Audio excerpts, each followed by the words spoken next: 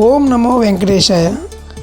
అలా మేము సిఆర్ఓ ఆఫీస్కి వెళ్ళిన తర్వాత ఒక 3 అవర్స్కి మాకు NC2 గోవింద చౌటిలో రూమ్ దొరికింది. రూమ్లోకి వెళ్ళి ఫ్రెష్ అప్ అయ్యి మెట్ల మార్గంలో వెళ్ళడం వలన మా పిల్లలు లెగ్స్ పెయిన్ డాడీ మేము ఎక్కడికి రాలేమని వాళ్ళతో పాటు మమ్మల్ని కూడా ఎక్కడికి కదలనీయకుండా చేసేసారు. నెక్స్ట్ డే మార్నింగ్ తెలిసింది కదా, మా పెద్ద పాప ఋత్విక బర్త్డే అన్నమాట. మెయిన్ దానికోసమే తిరుపతి వెళ్ళాము. అక్కడ సెలబ్రేషన్ చేసుకున్నాం. ఆ చౌటి వద్దే సరదాగా ఈ పిక్స్ అన్నీ పెద్ద పాపతో ఈ ఫోటో తీయించి దర్శనం కోసం బస్సు ఎక్కి బయలుదేరాం.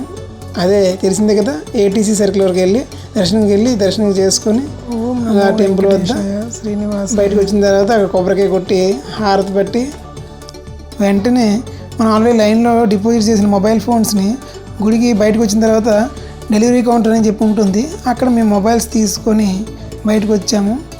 బయటకు వచ్చి అలాగా గుడి పక్కన ఉన్న లడ్డు కౌంటర్ వద్ద వెళ్ళి లడ్డు సేకరించుకొని ఎక్స్ట్రా లడ్డూస్ కూడా కొనుక్కొని ఈచ్ 150 రూపీస్ మాత్రమే. అలా తీసుకున్న లడ్డూని పట్టుకొని గుడి పక్కన ఉన్న కొనుగోలు వద్ద వచ్చి ఒక 2-3 అవర్స్ స్పెండ్ చేసాం. అలా మా రాత్రి గడిచింది. మరుసటి రోజు మార్నింగ్ కొండపై నుండి వెకేట్ చేసి కిందకి రావడానికి బయలుదేరాం. చూశారు కదా, మా వీడియో చూడండి. బస్సు ఎక్కడానికి భయపడుతున్నాం పిల్లలు అందరూ. అందుకని చెప్పి వ్యాన్ బుక్ చేసుకొని కిందకు వచ్చాము.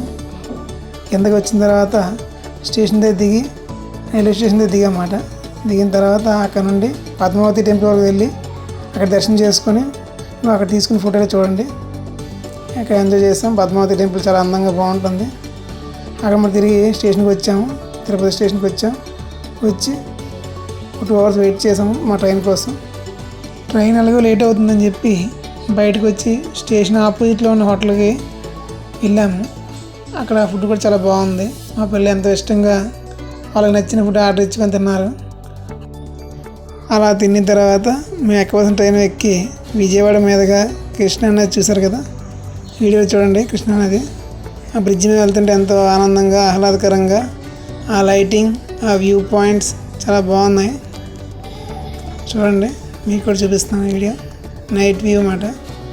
అలా విశాఖపట్నం చేరుకొని అమ్మయ్య అనుకొని మా వైజాగ్ వస్తాను బాబు ఎంత ఆనందంగా చేరుకున్నాం. అలాగా మేము ఆటో మీద వెళ్తుండగా సంపద వినాయక టెంపుల్ వద్ద వినాయకుని దర్శించుకొని మా ఇంటికి మేము చేరుకున్నాం.